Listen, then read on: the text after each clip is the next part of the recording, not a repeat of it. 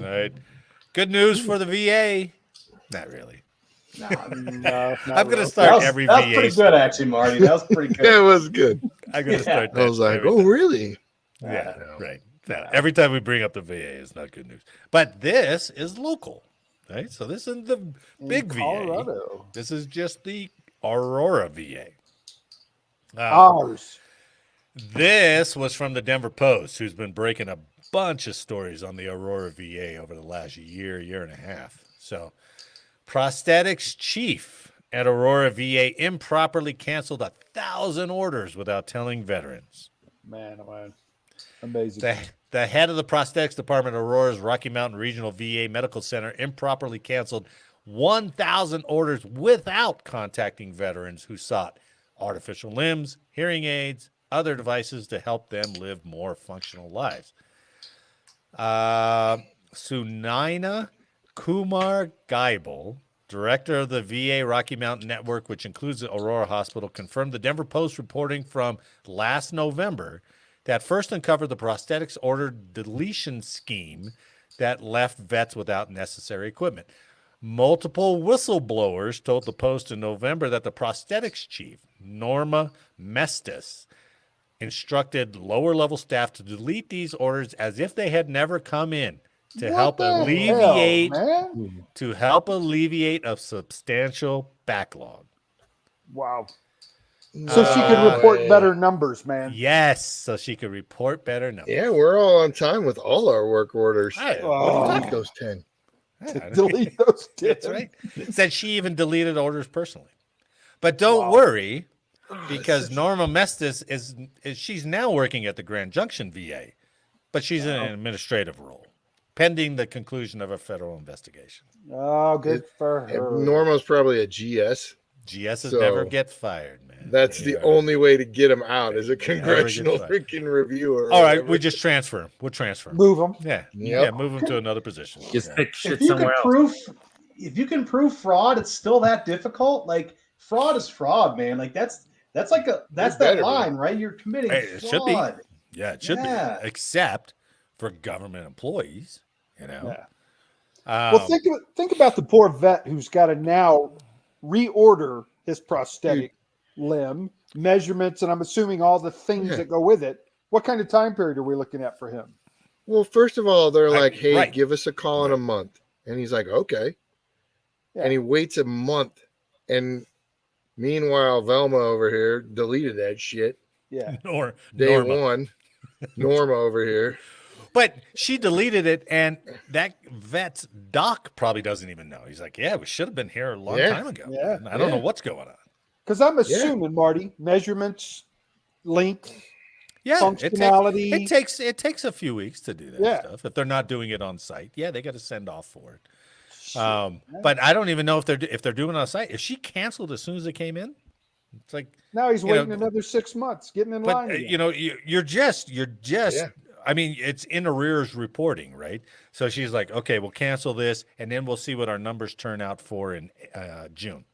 Oh. And it's just, it's all a numbers game. But it gets worse. It gets worse because all these other stories about the Aurora VA, right? So these revelations came as Aurora VA has been mired in turmoil for the past 6 months. Last October, leadership removed the Eastern Colorado Systems Director, Michael Kilmer, and his Chief of Staff, Shilpa Runkta, while citing vague operational oversight and culture concerns. The following month, the Denver Post revealed the prosthetic scandal, as well as numerous reports from staff spilling out an environment of fear and retaliation that spanned multiple departments. So these department heads are getting hit because senators and congressmen are standing up and they're like, hey, what's going on with this prosthetic thing, right? So that flowed back down, and these department heads are like, any of you have a problem with this, you're out of here, right? Mm-hmm. So the reprisals and the fear is understandable. The removals and subsequent reporting by the Post prompted congressional oversight from U.S. Rep. Jason Crow, an Aurora Democrat and former Army Ranger who demanded a thorough accounting of the prosthetic deletions. Leadership in December also reassigned the nationally. This is sad as we keep going through this. Leadership also reassigned the nationally renowned director of the Aurora VA's Suicide Prevention Center after union officials detailed to the Post, quote, emotional, mental, and psychological abuse toward its staff. Oh, man, it just gets better and better. But don't worry, because that director, Lisa Brenner, she remains in a temporary position outside the center as the VA's internal investigation wraps up. So she's still employed. So don't worry about her. She's good. Her and Norma are still good. So they're taken care of while they're the taken care of. While the staff is so it's okay for them to still stay employed, right? Still keep going, but hey, you know what? If you're missing the leg, that's cool. You can play can't even say. Anyways, you're having to hop around with one leg, but whatever. Yeah. Or the staff is scared to death of you, you know, and but that's okay. That's all right. They're still employed. You know what's going to happen next? Mass shooting at the VA. Kind of like the old post office shootings. Remember the old post office agree shootings? with them being still employed until they're proven guilty. Well, and if you get in the mindset, if you were working there and you're like, this chick threatened to fire me like every day for the last 6 months, and she's still employed, even after I filed a complaint. And that's the whole thing. And that's the part that drives employees crazy. They're like, if they had fired her, I'd be like, okay, there's somebody watching out. There's some adults in the room. But they keep her employed. I'd be like, motherfucker. Right? Yeah. Well, it's like we said, though, it's so difficult to fire a GS. Oh, absolutely. I'm assuming that's what she is. So she has. It is, but it's like they got to go see a jury and everything almost. It's crazy. Well, especially when it's this obvious. Yeah. It's black and white, man. It's right there. Yeah. Listen to this last one. Additional red flags came when a number of people in executive leadership departed in rapid succession last year. Just a bunch of people are like, hey, I'm going to get another job.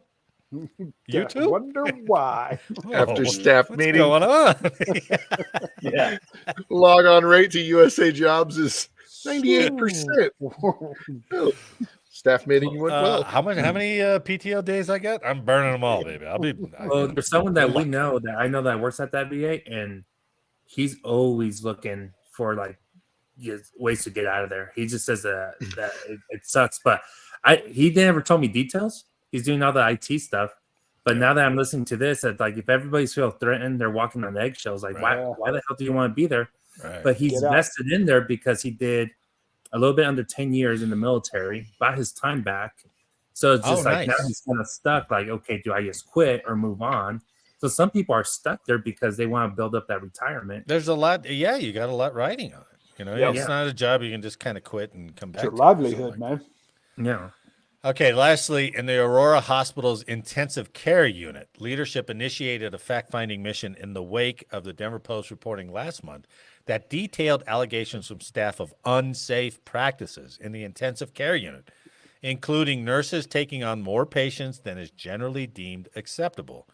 Whistleblowers also said leadership in one case instructed providers to give a patient an unknown tincture provided by a family member. Come on. You can't make this up. It's ridiculous. You know, and it's the VA environment is so bad because I really think that some of the upper level managers have ideas of how we can streamline this thing, right? But maybe their hands are tied, or maybe they're just like, no, we've got to keep going this direction because this is what we briefed Congress or whatever. Yeah. Yeah. And then you got people and they put downward pressure on these subsequent managers who are just like, I'm going to get fired if I don't make these numbers. And if you don't help me, you're going to get fired. So all of a sudden that environment is just horrible, just terrible. Right. And at the bottom of it all is the vet. Yeah. Who's being stepped on. Yeah. Or forgotten or ignored or canceled order, all to make numbers. And like you said, he's still hopping on one leg. God damn it. dying in the bed in the hallway, man. I feel awful because the VA's been like nothing but good to me. Like it's just this. They've been so good. I am glad I didn't get my hip done at the VA, obviously, because that would have been. But they for primary care and in general questions, like they've been really good. It's unfortunate that it's gotten to that up north. Well, and Colorado Springs hasn't been bad, honestly.